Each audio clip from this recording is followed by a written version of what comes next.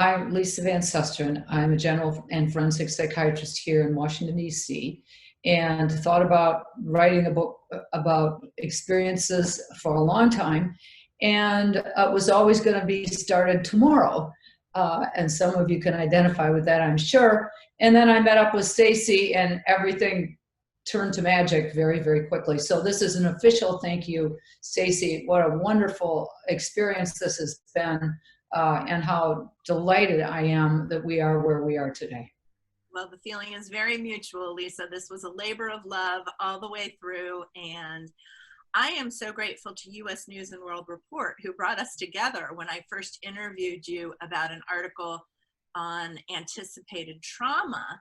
And that's when we started talking about sort of the background for the concept of emotional inflammation. And it just resonated with both of us so much, as you remember, I'm sure. And it really took off from there. So I'm so glad that we've done this. I'm so pleased with our book. I'm going to hold it up for a moment right now so everybody can see the beautiful I'll do the same. Exactly.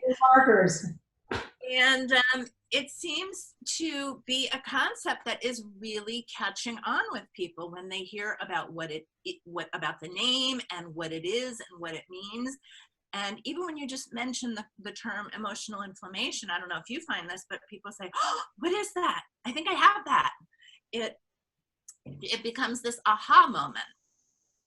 And I have absolutely found the same. And this was long before coronavirus threw gasoline on the fire, as people have said that somehow we were prescient. But these forces were at work long before recent events, and the human rights violations that we've talked about in the book, the gun violence, dysfunctional political situation, Me Too issues, and of course climate change, which has been my focus for the last more than a decade. All of these things were brewing to begin with, and bringing about that sense of being on edge, that the world wasn't right, that we needed to worry, we weren't safe. And there was a general feeling of anxiety that the world could not be counted on the way it had been in the past. And you've always been exceptionally good at defining what emotional inflammation is. So if you want to potentially talk about what it is. I know people have different sorts of, it's like a Rorschach. They have different ideas about what it means to them, and I know what it means to me, but maybe you can talk about it, what you would define, or how you would define emotional inflammation. Sure. So when people ask me about it, I describe it as that vague sense of angst, dread, anxiety, foreboding, and despair that so many of us were walking around with long before we had ever heard about the novel coronavirus. And as you described, it was really in response to what's happening in the world around us. One of the differences from ordinary angst and anxiety is that it comes from outside in. These are responses to things that are happening in the world, in our country, in our communities, things that we're worried about, and it creates this very unsettled feeling, makes some of us hyper reactive to new forms of stress, causes some of us to retreat and sort of turn inward, like, I don't want to deal with this.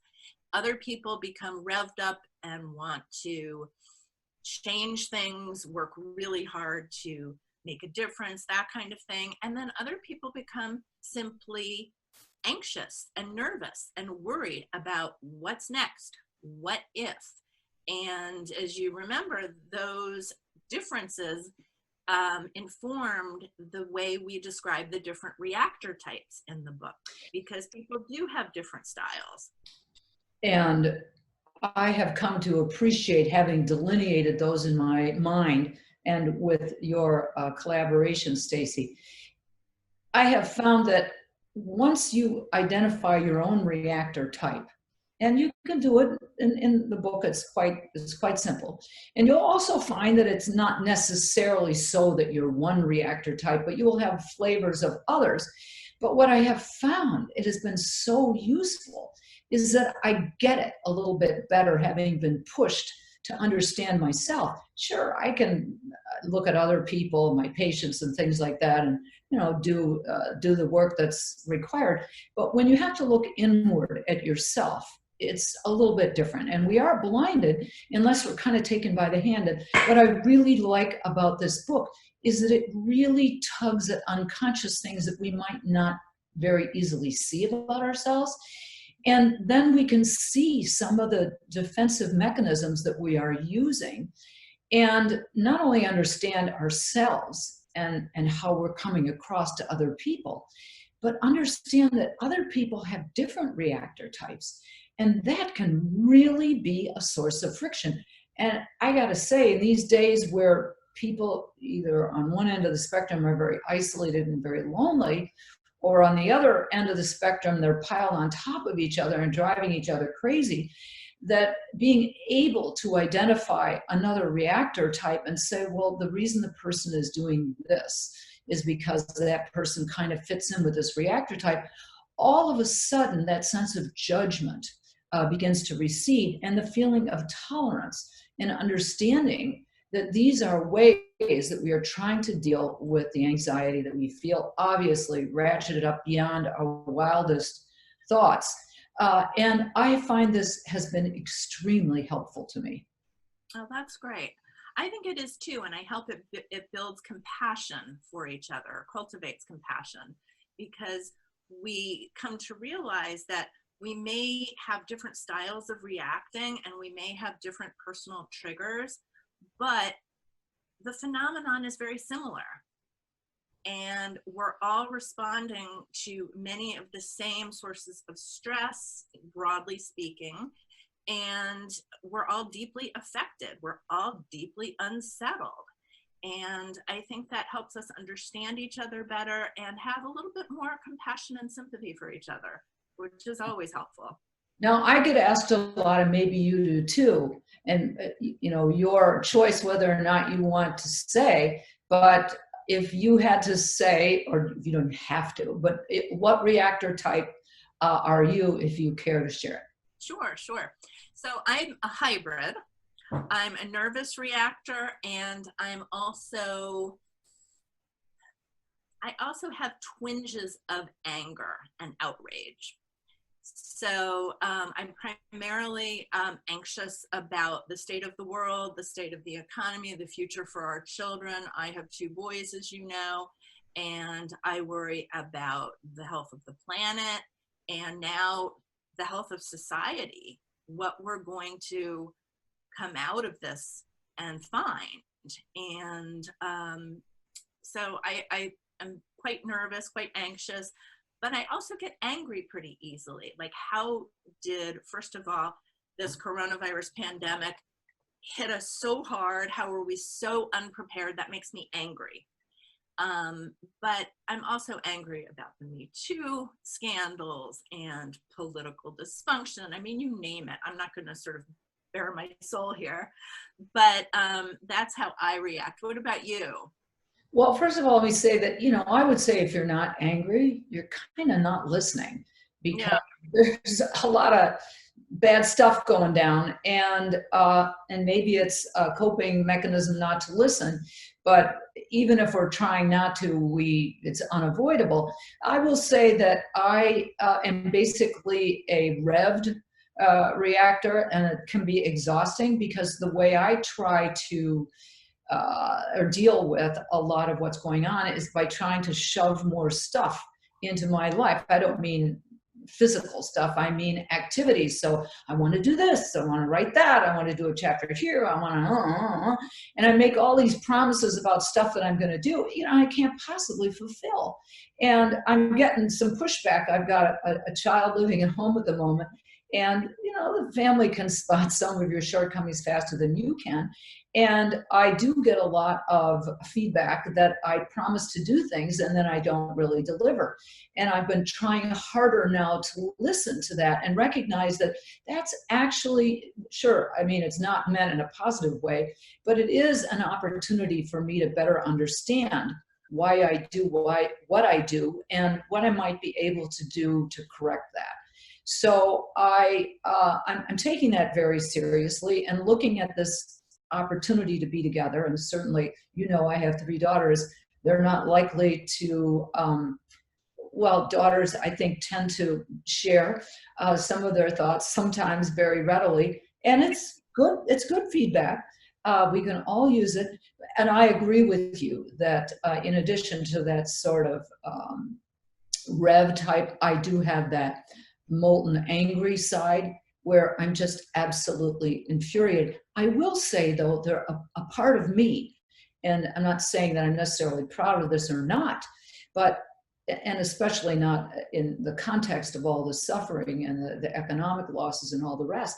But for a person who's been talking about climate issues for the last 10, 15 years, it's sort of like, well, okay, now is the world beginning to understand what the scientists are saying when they tell us that we need to listen? And when they show us from studies what can happen when they reveal with corona that there's a long incubation period where we're going about our business, not knowing that things are ready to explode out of our control. So I look at this and I think to myself, is this going to be, and again, I put aside all of the suffering, which one can't, but I will say, is this an opportunity to learn a lesson about the future? And in addition, perhaps to honor all of those people on the front lines and to serve the memory of the people who have suffered and died and the ones who are going to be really challenged so with the economic situation, by learning these lessons and making sure that they stick. So those are the thoughts that go through my mind, at least about the coronavirus and how it connects. I guess we talked about my reactor type more, but my reactor type is that I'm angry about what's happening, but also very hopeful that we're going to learn some lessons. I want to sort of unpack what you just said, because you hit on several themes that I wanted to talk about. One is that as unpleasant and distressing as this pandemic is, I see it, and I've told my sons this, I see it as an opportunity. Life as we know it has been on perpetual pause for a while, and it's going to be for a while longer.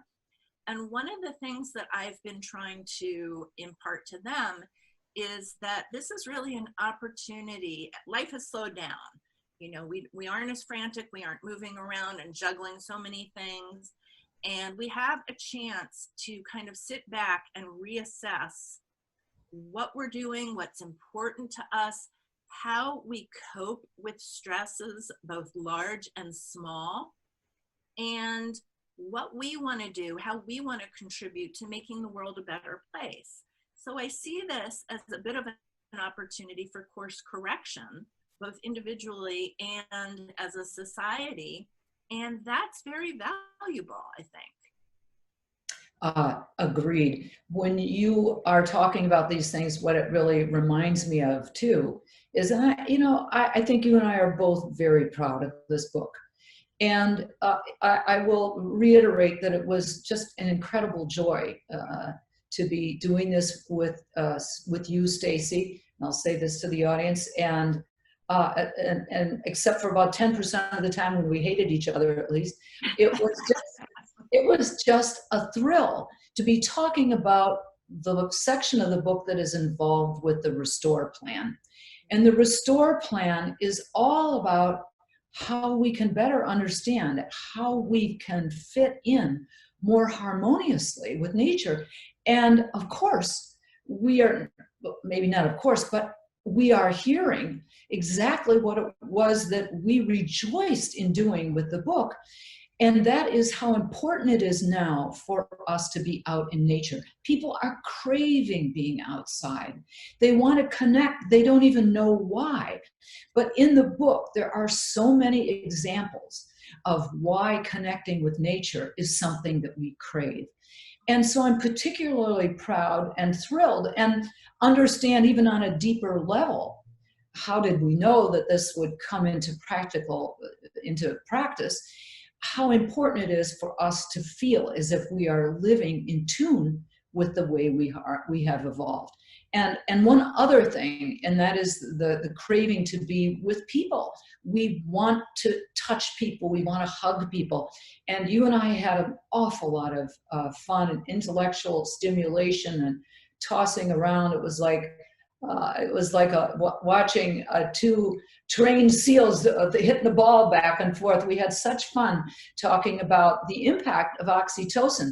Maybe do you want to say a word about oxytocin? Because I know that was something that was was fun for you. Yeah, absolutely.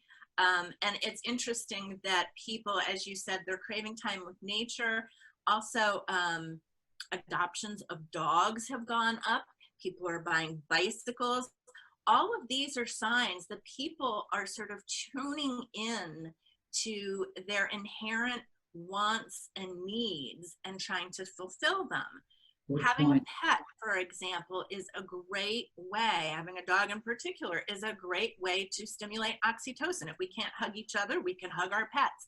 Looking into a pet's eyes and having your dog look back at you stimulates the release of oxytocin for both of you, according to research, which is fascinating. Similarly, in addition to toilet paper flying off the shelves, bike stores can't keep enough bikes in stock. People want to buy bicycles, partly for transportation because they don't want to rely on public transportation, but also for the exercise and an opportunity to be outside in fresh air. And so I think that these are sort of unconsciously driven behaviors to fulfill our basic needs, which we elucidate in the book on so many levels. This reminds me to say that, of course, I have gone over this book again and again and again. Every time I read it, it's almost a disembodied experience where, I know we wrote it. I know we researched it. But sometimes when I read it, I think to myself, oh, that's a really good idea. And then I think, well, duh, it's almost as if, and this is why for people who are listening, and this might sound self-serving, but let me detach myself for a second and say that there's an awful lot of good advice in this book. And I'm trying to take it myself, although my husband said to me the other day, he was talking about the people probably haven't read it, but there's something called the 90-second rule. And he said to me, there's a lot of stuff I'm reading in this book that I'm not sure, are you taking your own advice on this? The reality is that you have to read this over and over again. There are a lot of lessons and a lot of words of advice, wise counsel, not just coming from us, but coming from a lot of people who have done a lot of work. And we really feel like we have aggregated this material and put it into language that we can understand, that people can understand. And the hope is that we kind of, especially in this time where we're at a stop point in our lives. Obviously, many people taking care of young children are hardly thinking this is a stop time, but others might have a little bit more musing time. And we can think about some of these things, not just read them and check them off that, oh yeah, that's true, that's true, that's true, but that we absorb it and it really takes root in our psyches so that we can think about the ways that we don't want to go back to and that we can start afresh with a different attitude about what makes our lives healthy, happy, and makes us good citizens of not only of our communities, but of the world. So have you thought, I know I've thought occasionally about what I'm going to do differently or how my life might be different. And a lot of stuff has been on the table. Has anything come across your? I was going to ask you a similar question, which is, what are you doing differently now after writing the book? How are you managing your own emotional inflammation in different ways? Because that's something that has changed for me. I've started doing some things differently, consciously, making a conscious effort, but I've also started giving myself permission to do more of the same. For example, one of the things that I have done for a long time out of self-preservation is I put myself on a media diet. I read the newspaper first thing in the morning to find out what's happening in the world, and I have stuck with this through the coronavirus pandemic. I do not check news feeds during the day. That information is enough for me, too much, and I start feeling anxious and agitated. So I've limited my media exposure, which allows me to preserve my equilibrium a little bit more. I also, when I start ramping up and getting nervous about something, I will consciously decide I'm not going to think about this right now. Oh, that's good. I remember you said the stop sign. Have in your mind the stop sign. Yes. I call it a thought vacation. I'm on a thought vacation. I don't need to think about this now. I'll think about it at 5 o'clock tonight or tomorrow. And that helps me a lot. But in addition to that, I've started doing different things. When I start feeling down about what's happening in the world right now, particularly with the pandemic, one of the things that my sons and my husband and I have started doing at night is we'll go for a walk and gaze at the stars. And looking at the night sky, which is something I really honestly didn't appreciate that much before, is a magical experience. It elicits a sense of awe, as you know, and it reminds us all that we're part of something that's bigger than ourselves. And that puts our own worries into perspective better. It's really a transformative experience. So I've been doing things like that. What about you? Well, it's my favorite chapter is reclaiming the gifts of nature and certainly the magic of the night sky, and wondering what others in many ages past would think as they gaze at the same constellations and the same moon. And do we have something called moon deficit disorder, possibly? Because in the book, we talk about segmented sleep. People used to go to sleep. I just love this part. But they used to go to sleep when the rest of the planet went to sleep. Animals, plants, everybody went to sleep. And then we would wake up in the middle of the night, 4 or 5 hours. And that period of time, an hour or two, whatever it was our kind of meditative time. And then we would go back to sleep and wake up at dawn when the rest of the world woke up. And so this, while I've not settled into segmented sleep, although it is, if you look in history, it's replete with references to the first and second sleep, and even as recently as Charles Dickens. We know that it's a real event. But one thing I've stopped doing is if I wake up in the middle of the night, instead of stressing about it, I know that this is probably a natural byproduct. Certainly also there's some suggestion as we get older that segmented sleep is more likely to come on because we were the watchdogs as we got older. But irrespective of that, I've stopped worrying about that and thought of the night as magical time. And it didn't used to be. But that's just an attitudinal thing, but what has really changed, and I think this is partly due to one of my kids too, and that is that I have very consciously chosen to be outdoors as much as possible. I just never really thought about it. And now, having read and written about all of these issues, I know that sunlight in the early morning is what sets up my stock of serotonin, that's the feel-good hormone that many people take out of a bottle these days. It's also our stock of melatonin, which triggers sleep. And so I have positioned myself so that I do get that sun. And I have also noticed, and we wrote about this too, is that there's so many sounds that we didn't know in the past, natural sounds versus human sounds, with human sounds agitating us, irritating the amygdala, the fight or flight mechanism, and natural sounds, in contrast, calming it down. Now I realize I hear the sound of a bird and I can feel my whole body just kind of releasing when I hear it. And I think, oh, what a sweet sound. And I know that it's calming my amygdala, my fight or flight down. And I've been in conversations with other people. We're all Zooming and doing things now in places that are no longer inside buildings where it's really an impoverished place from a natural perspective.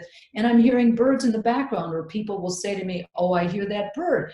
And we just get this feeling of a wave, at least I do, of relief. And we know now with brain scans that it actually triggers reward centers, in addition to calming our amygdala down, that some of these psychoacoustics, it's called, some of these sounds actually trigger our reward centers, and they go from our reward centers to opioid receptors, which of course, I don't need to say what an opioid does, but they're pain relievers, and it's in our internal system of pain relievers.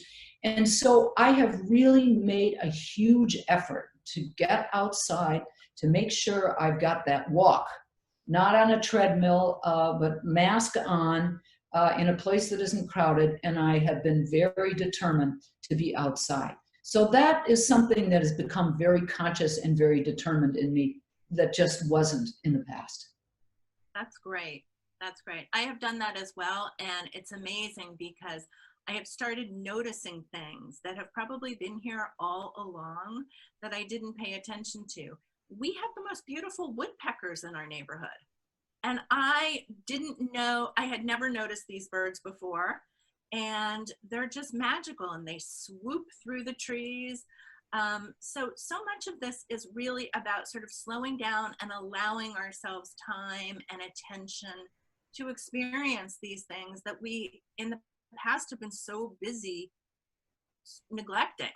We've just been too busy running around doing what we do on a daily basis that we have been oblivious to some of these effects. Well, attention is a good word. With cell phones and everything else constantly coming in, we're overstimulated. Everything is jam-packed. We don't have time. It's that musing time that we used to have where, it's sort of, it's called the default mode network, although it's not well delineated what that does exactly, but it's sort of that time, and we've all had it in the shower. We're kind of here, but not here. Where we're kind of reflective in a different way. And that's where the world can find a space that isn't taken up with as you've said, the dings, pings, whirs and buzzes and all the rest of devices. And technology, as great as it is the sexy new boyfriend, but as we now know, can't make any kind of emotional connection with us. And so while it'll take us places everywhere we want to go and it seems fun, don't look for any long-term emotional connection. And I think that we have been mistaken in our obsession almost with the whiz-bang, whirring, et cetera, of technology. And I know that you deeply agree with me. I'm glad you mentioned the default mode network, because that was one of the most interesting discoveries for me as we were researching this book. I had always wondered why I get some of my best creative ideas when I'm in the shower or walking the dog and not consciously thinking about anything. And then all of a sudden it's as if a light bulb will go off and I'll have this wonderful idea. And that happened as we were working on the book too, in terms of like images we wanted to include, or I wanted to include, or how to frame particular points. These things would just come to me. And then it turns out it's because when you're doing something else, your conscious mind is not engaged, which leaves room for your unconscious, as you know, to sort of take the lead and come up with new ideas. And that's the default mode network in action. and it's brilliant. Yeah, I know, lots of fun. I know we each have sections that we particularly love. And in addition to reclaiming the gifts of nature, well, there are a couple, I mean, every chapter I think has, I was just thinking to myself, the action on being an agent of change, of course, is a very important one. And it kind of, I think, is encapsulates everything that we want to grow our way through in the early part of the book. But boy, that section on light, and you put me onto a book, and I can't remember the name of it, but there was a Circadian Code. Yes, the Circadian Code by Sachin Panda. There you are. You can see Stacey and I know each other well. There's a graphic there that it didn't make it into this book, but it'll make it in somewhere. But have a look if you can find it, or just conjure it here. But the graphic showed how much time we were exposed to outdoor light in the past. And the graph was, let's see if you can see me, it went like this, and it was dark black like this, which is the time that we were outside. So it was most of the day, we would just be asleep on those shoulder sides, but the rest of the time, there we were out in the light of day. And now what you have is a graph that's a little peak like that, then a little peak like that. And it really involves running to the car to get to work, or maybe going out to get your lunch or something like that. So we don't have any of the exposure to light that we used to have in the past. And that triggers for me another aspect of this, which is a real practical thing for most people. And that is that the power of light is something that we do not fully understand. First of all, we don't understand it from a scientific perspective exactly, and we certainly don't appreciate it. And building on the issue of technology and over-reliance, all of these gadgets that we look at night, and we know people are having problems sleeping, and especially right now with anxiety. And that is the real practical tip, which is the need to get off these gadgets at night, because the blue light that they emit is extremely activating. And even the movement across the screen is activating. Go out, find out the books that you want to read, that maybe the 100 classics, 100 best books, something that allows you to not only disconnect from the media onslaught of events, but also allows you to go into that reverie state, that default mode network, where you're really just kind of, and this is going to make you think of something, kind of a bystander. So that should be I know that's a familiar and very interesting, captivating topic for you, is that issue of being bystander. I want to jump in and add to what you just said. I read an article in the paper today about how people are sleeping longer. They're sleeping more during the pandemic, but they're not sleeping well, and they wake up tired. And I think a big part of this, as you've alluded to, is the anxiety that we're all living with. The questions about when are we going to get to a new normal? What is the other side going to look like? And so on. But one of the things the article did not mention, which I wonder about, is the fact that everybody is online at night and having these Zoom get-togethers, these Zoom happy hours, you know, checking in with people around the country, around the world via computer, and how that is basically sort of resetting their melatonin release. They're basically giving themselves a case of social jet lag, which makes it harder to fall asleep and harder to stay asleep and harder to enter deep sleep. And I think this is something that people are unaware of. And that's why what we need to do is set, as you've alluded to, we called it in the book, a digital curfew. Give yourself a digital curfew, power down all of your electronics, and do something soothing. Reading a book, as you've suggested, listening to calming music, taking a warm bath, just something relaxing that doesn't involve blue light. And I will add, get those lights turned out.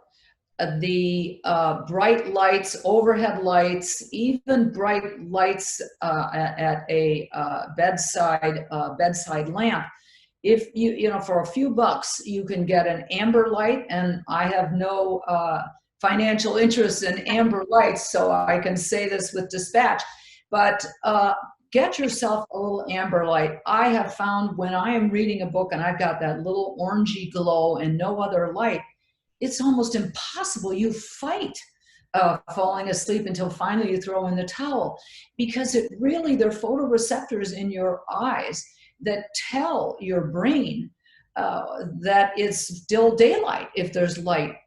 And so your whole body is saying, well, I'm really tired, but I guess it's still early. So come on, you know, get your second wind, wake up. And so we are thwarting these natural rhythms. And this is a real key point in our book, is that we are expecting to live anxiety-free, or at least not so anxious lives, and feel fulfilled and find meaning and all the rest. But we are living lives that, you know, we're breaking all the rules. And it sort of feels like, as I've said a bunch of times, it's sort of like teenagers when their parents are out of town, trashing the house. We're just doing whatever feels like fun and not really being aware. There are consequences. Millions of years of evolution have told us to live a certain way. And, you know, we're just here having an all-night party, which if we want to do it, that's fine. But know that there are consequences. And I have seen people coming in one after the other to my office looking for pills to get them to sleep, to get them to wake up. They don't have a focus. They say they have ADD. They need this, they need that.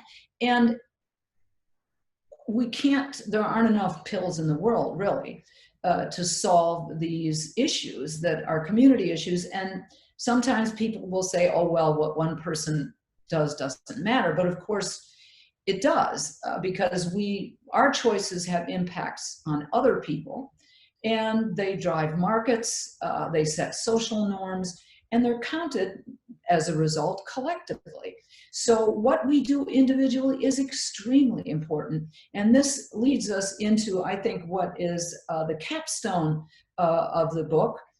And that is turning all of this good stuff, turning what we know into what we do, and leveraging it when it's the right time. You always seem to like that, going from a bystander to upstander.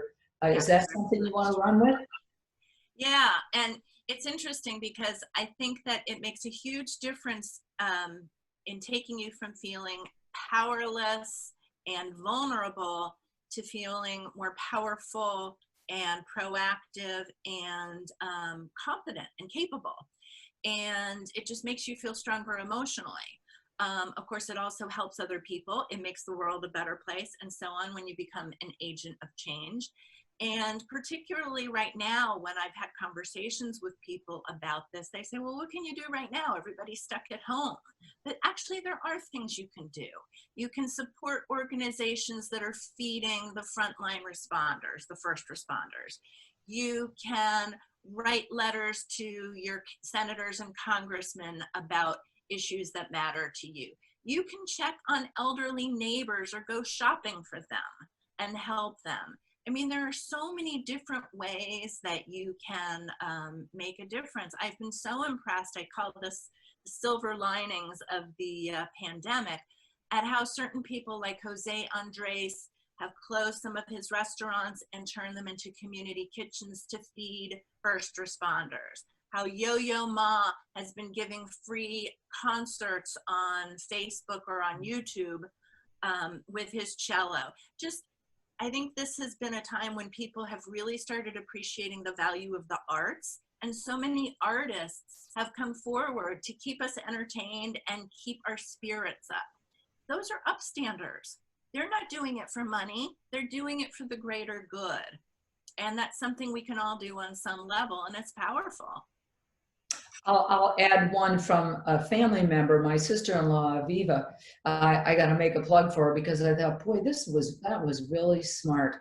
What she did was she bought little gift certificates for the people at our local Safeway who are working there from the restaurants that are across the street from Safeway. So she made sure that both The restaurants got carry-out money, and the Safeway people felt that they were deeply appreciated. So she was able to financially help the restaurants that have been so meaningful to our neighborhood, as well as to have a very intimate sense of appreciation for the people who are putting themselves on the line, who, need to, don't have the choices that sometimes others have. And so I think that was an example of a real upstander. And then she sent emails out to everybody telling them. And I thought, that's really smart. That is a really good. So many things like that we can do. I started putting out a bag that has a big note with 2 hearts that says, thank you, USPS, FedEx, Amazon, and what's the one with the brown trucks? UPS. Thank you for all your service. And I put energy bars in them. Oh, nice. In the bags so that they take them. And it makes me so happy when I go out to get the mail and I see another one is gone. It's just a little thank you, because there's so many people that are helping us that we don't even recognize, who are keeping our lives running during this. Yes. I want to shift gears because we're running out of time really quickly, I realize. And I want to talk about what is being called the next pandemic, which is the mental health pandemic that is expected on the other side of the coronavirus pandemic, where people are frontline responders, first responders. A lot of them are expected to have PTSD or depression. A lot of people have out of control anxiety already. A lot of clinicians and social workers are expecting that there's going to be a deluge of emotional and psychological health problems. And I don't want to sound self-serving here. This book is certainly not going to eliminate that. But I think there is so much in this book that will help people navigate these troubled waters until we can get to safer shores intact. And I'm wondering if you have thoughts as a psychiatrist about what else needs to happen or what else people can do to safeguard their emotional health during this time so that hopefully we can avoid a mental health pandemic. Just knowing that there's a problem is part of the solution. So recognizing that there is a mental health pandemic is helpful in just the same as being sucker punched is different from knowing that something's coming. So bracing ourselves for this reality prepares us. And it also helps us because we don't feel as if there's something wrong with us. We feel as if it's a natural response to overwhelming challenges. And not criticizing oneself, judging oneself, again, is half the battle. And people should know also that there are 2 things. One is that the mental health community does recognize that there are going to be huge challenges here. And while it's not exactly flooding through the system, everyone is sort of in shock, there is a recognition that the help has to come from a community-based effort. And we've got to change some of the ways that we look at well-being. And we have seen that making sure that cities are healthier and more responsive to individual needs, building in green, allowing people to work in spaces that are more responsive to what makes them feel good, providing services that will potentially look at some of the social ills that we have seen that have really become apparent to many of us, and that is, without getting on a soapbox, not having sick leave, not having the wages really to be able to get health care, or not being given it with one's jobs. All of these inequities, these are ways for all of us to be healthier. And I think COVID, among all of the tragic aspects, has really ripped this open so that we can see these social injustices and inequities, and we can begin to look at healing on a community level, which means policymakers have to get in there. And they have to make the changes in our policies so that the bounty that nature has for us works for everybody. And in saying the bounty, that reminds me, I just want to close, because we're obviously running out of time, with something to think about. And that is that because of the slowing down, what we have seen is the skies are blue above northern Italy. In LA, you can breathe clear air. In Delhi, you can see the Himalayas from 125 miles away. We have seen swans on the canals in Venice. You can look down and the water's clear. You can see fish. There are so many benefits that we are seeing that have come as a result of recognizing that humans have the opportunity to live in harmony with nature and to restore the health of nature and restore our health. And I really believe that our book, and I know it sounds like a subjective plug, but it's not. I really believe that this is something that I hope will spawn a deeper and broader discussion so we can see the changes that we know are necessary for all of us. I agree with you, Lisa, completely. And I think that what this book does is give us strategies for healing ourselves emotionally, healing our societies, and healing the planet by becoming more active and becoming more aware of what we're doing and how it has ripple effects that could be positive or negative. And so I think that we have to choose to go positive. We need to choose to manage all of these things and become more compassionate toward ourselves. One thought I wanted to share with you is a few people, editors in particular, have asked me, is there anybody who doesn't have emotional inflammation? And I've said, well, probably not. If they don't think they have it, they're either in denial or they're not paying attention. Thank you. Thank you. And I think that having that recognition and that compassion for ourselves and others is tremendously healing and restorative. And we can get to the other side feeling better and feeling whole. Yes, agreed.